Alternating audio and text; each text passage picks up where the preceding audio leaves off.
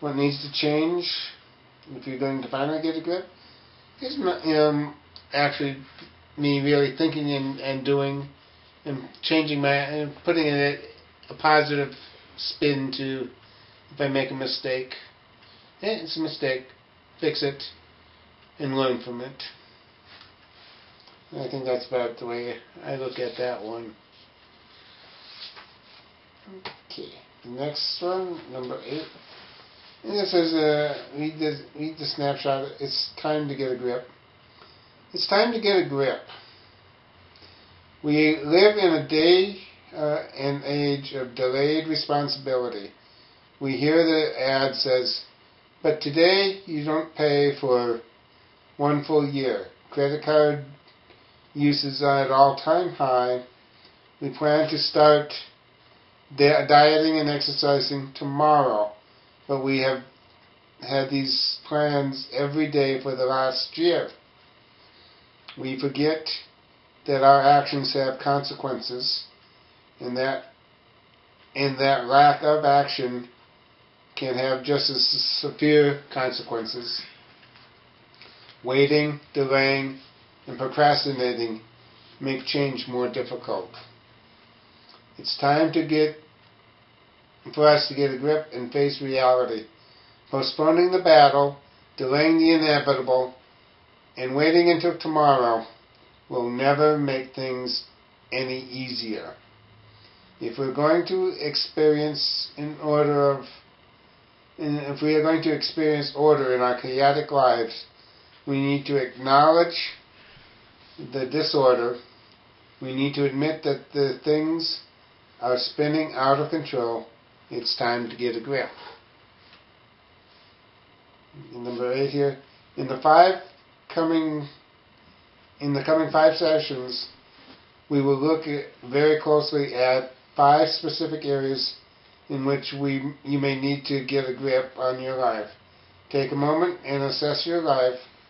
On the continuum below, mark where you are right now.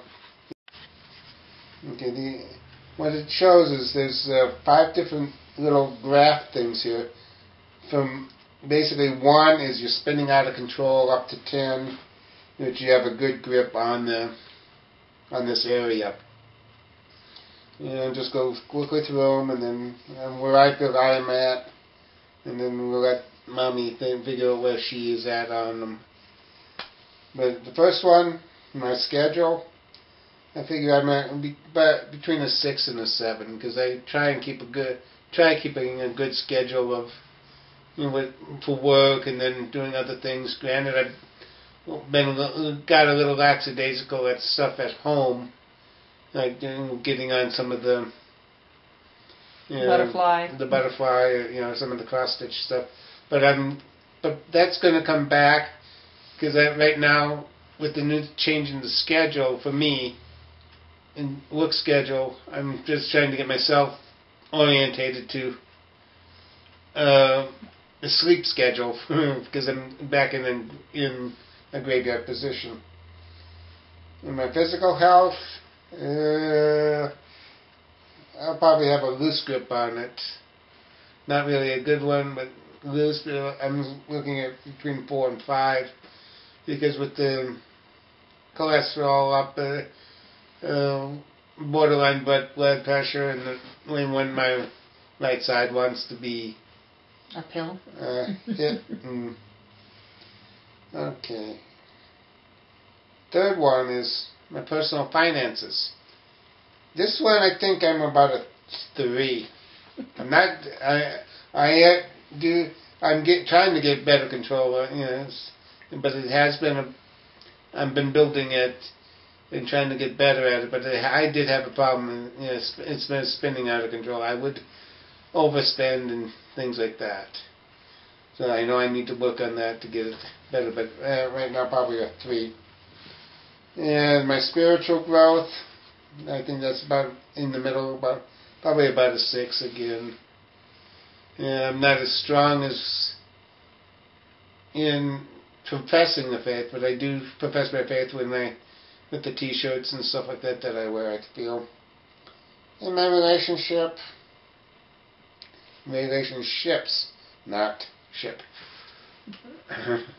I think I have a fairly good grip at most of my relationships. Fairly good grip. I know with my wife I have a real good one. But the kids, one of the kids does respond back to me and everything, but I don't know how that, Ashley is the one that gets going and helps out and everything.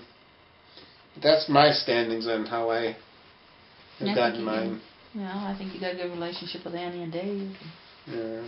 I was just studying with family and, with Annie and Dave, trying to get better with that. And sometimes, granted, Dave can be a ball buster. If you want to cut that out, you can. But how, but I know I understand with both of them now too, and I'm trying to help them to, because with the medical situations that they both have, and I realize a lot of that stuff is stemming from that, and I try and help that way. My schedule. Well, right now I'd say it's about a 2. I normally have a list of what I'm going to do and when I'm going to do it and that kind of thing. And since we've had Dave and Annie move in, good luck on getting anything done. But at times at times I manage to get things done. I think with Dad's new hours, it might work out better because, now you're, with you working all night long, I can go to work in my office area right after you leave for work, and I can work pretty much all night long without interruption, But when I get up in the morning, I have people to deal with, that kind of thing. So it's one of those I'm trying to adjust to a new schedule, but I have a bunch of stuff I want to get done. Okay.